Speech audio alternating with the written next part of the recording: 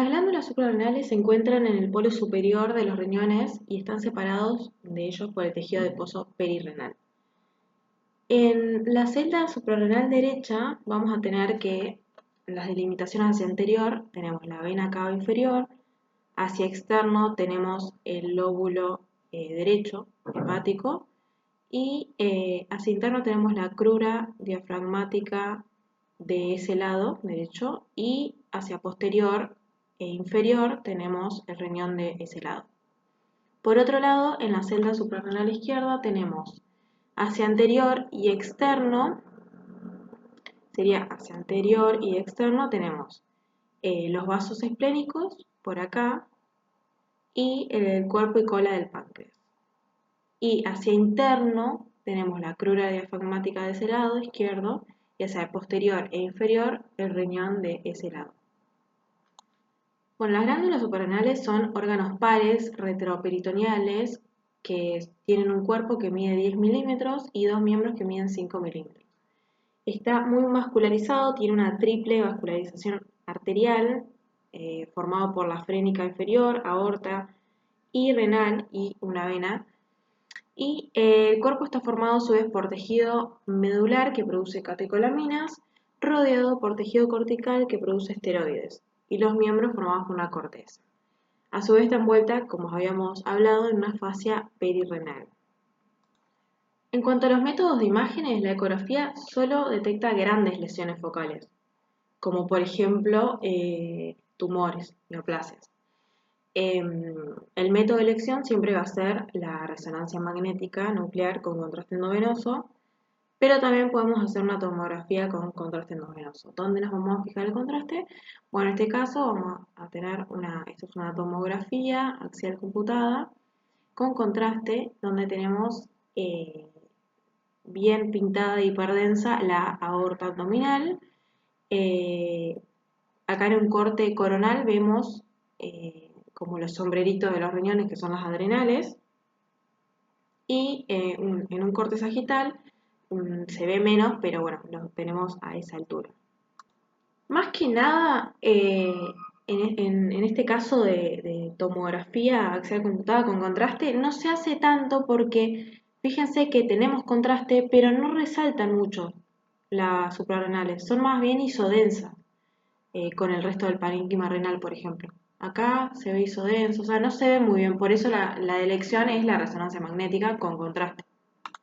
Bueno, acá tenemos 4 imágenes de resonancia magnética.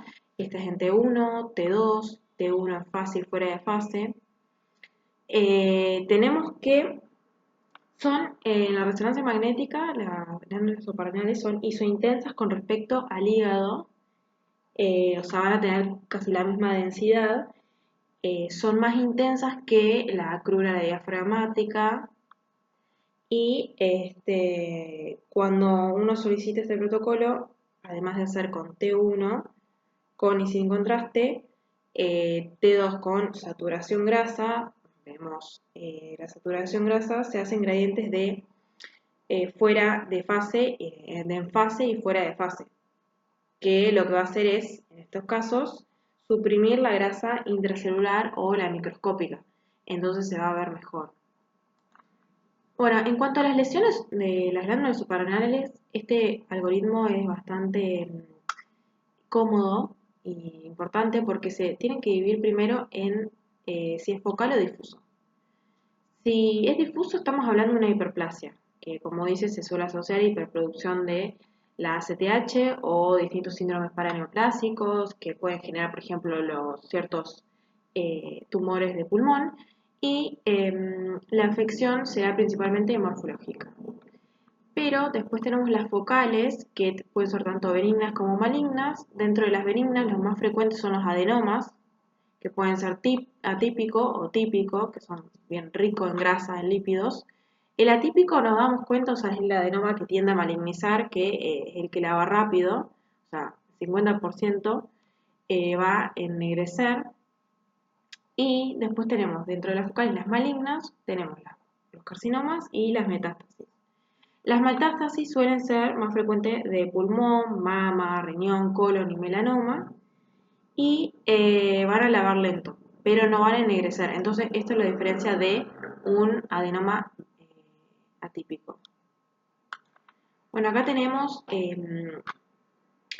cortes de diferentes resonancias, donde vamos a ver unas hiperintensidades en lo que sería T2. Acá tenemos T2. Y con respecto al riñón adyacente, que no van a ennegrecer con la técnica fuera de fase. Después con contraste endovenoso, acá vamos a ver que tiene un lavado muy lento, es decir, van a presentar refuerzos que van a persistir aún en los cortes tardíos, por ejemplo a los 10 minutos, van a persistir. Y acá tenemos tomografía donde van a tener una densidad alta. Acá tenemos que se ve como indica la flecha. Como habíamos hablado, otra de las lesiones más frecuentes de las focales benignas son el adenoma, que solo el 70% tiene un alto contenido en lípidos, o sea, el típico. El resto, el 50%, es atípico, que es el que lava rápido. En la tomografía, el típico tiene más un comportamiento, bueno, más como hipodenso podría decirse.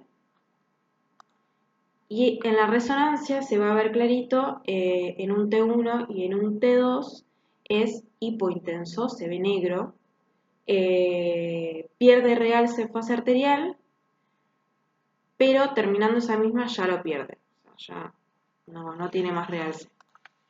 Bueno, otro concepto importante es la biopsia adrenal guiada con tomografía, como se puede ver acá está la aguja y acá el adenoma. Se va a realizar cuando una lesión focal no pudo ser detectada por imágenes, o sea, no vemos en imágenes. Y va a existir una dificultad anatomopatológica entre un adenoma y carcinoma adrenal, que es muy frecuente, pero el informe de la resonancia magnética puede ayudar a encontrar claridad en este diagnóstico diferencial. El carcinoma adrenal, por ejemplo, es hiperintenso en T2, es claro, fuera de fase, va a invadir vasos, suele hacer metástasis, y hay que tener cuidado de no atravesar la pleura por la altura a la que está, ¿no es cierto?, y generar un neumotórax.